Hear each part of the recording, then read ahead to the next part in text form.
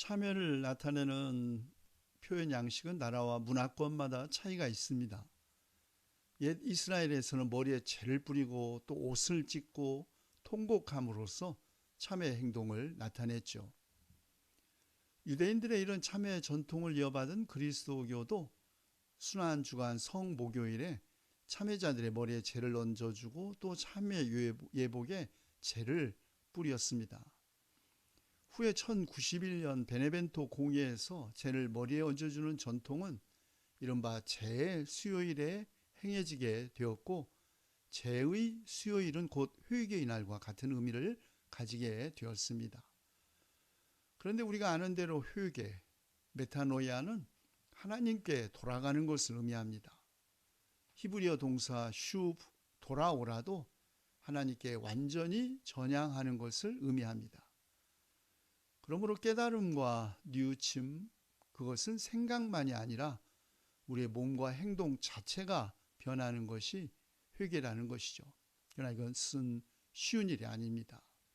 입으로 잘못을 고백하고 마음으로 뉘우치는 것도 물론 쉬운 일은 아니지만, 우리가 지은 잘못 다시 저지르고 우리는 지은 죄 또다시 짓는 약한 인간이기 때문이죠.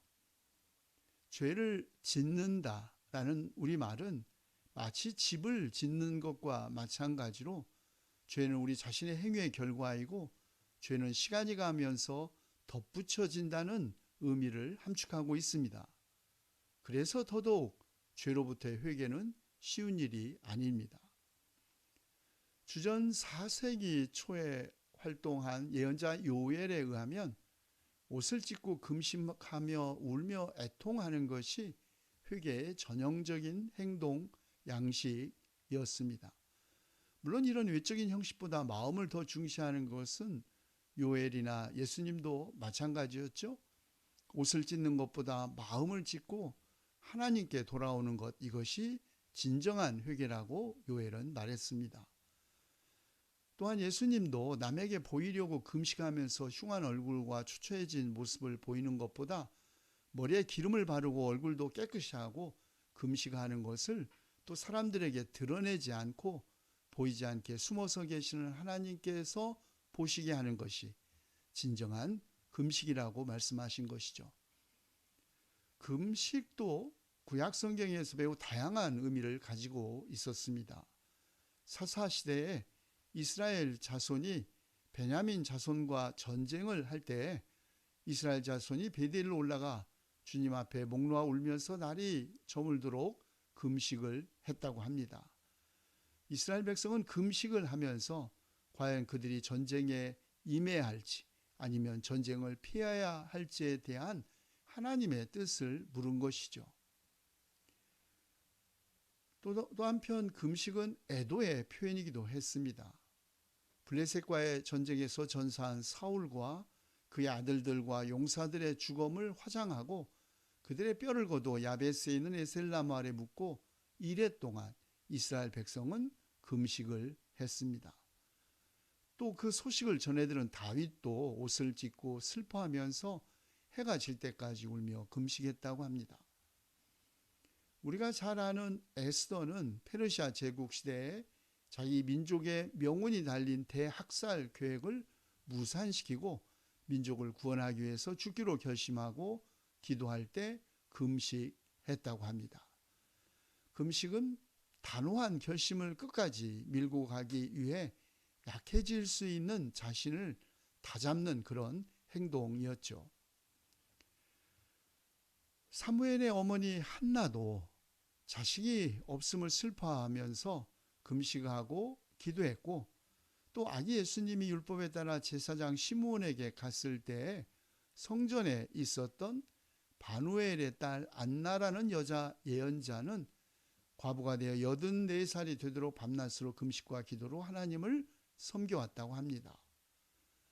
자, 이렇게 금식과 기도는 자신을 정결하게 지키면서 하나님을 섬기는 매우 구체적이고도 일상적인 생활 태도입니다. 금식은 또한 회개의 표징으로 하나님을 감동시켜서 하나님의 자비심을 일깨워 하나님의 용서를 구하는 행위이기도 했습니다. 사무엘이 미스바에서 이스라엘 백성의 죄를 용서해 달라고 주님께 기도하면서 백성과 함께 금식한 이야기가 대표적인 예입니다. 또 다윗이 우리아의 아내 밧세바와의 관계에서 태어난 아기가 병에 걸려 죽게 되었을 때 그 아기를 살려달라고 간절히 기도하면서 금식을 했는데, 그것은 혹시 주님께서 그런 다윗을 불쌍히 여겨주어서 아기를 살려주실지도 모른다고 생각했기 때문이었습니다. 물론 요즘은 금식이 단지 종교적인 이유에서만이 아니라 다이어트 또 몸매 만들기 한 방식이 되기도 했지만, 금식은 의식적으로 자신의 몸과 영혼을 고통스럽게 함으로써 자신의 의지를 강하게 하는 영적 훈련의 방법이었습니다. 모세는 시내산 광야에서 십계명을 받기 위해 40일간 금식했고, 예수님도 공생애를 시작하기 전 광야에서 40일간 금식하며 악마의 유혹을 물리치셨습니다. 그러나 동시에 금식은 회개의 표징이자 하나님을 감동시켜 자비를 구하는 종교적 행위이죠. 물론 회개가 꼭 금식과 병행해야 하는 것은 아닙니다. 마음과 몸이 분리되어 있지 않은 것처럼 마음으로부터의 진정한 회개도 하나님의 자비를 힘입어 우리의 삶을 변화시킬 수 있습니다. 그러나 금식과 회개가 결합될 때 몸과 마음이 하나 되는 느낌, 몸과 마음은 하나라는 깨달음을 우리는 우리 자신의 몸으로 확인할 수 있습니다. 그러므로 자기를 변화시키기를 원하는 사람, 새로운 인간이 되고 싶은 사람이 할 수 있는 많은 길이 있겠지만, 성경은 회개와 금식을 제시합니다. 회개와 금식, 하나님 나라가 말에 있지 않고 능력에 있다는 것을 더욱 깨닫게 해 줍니다.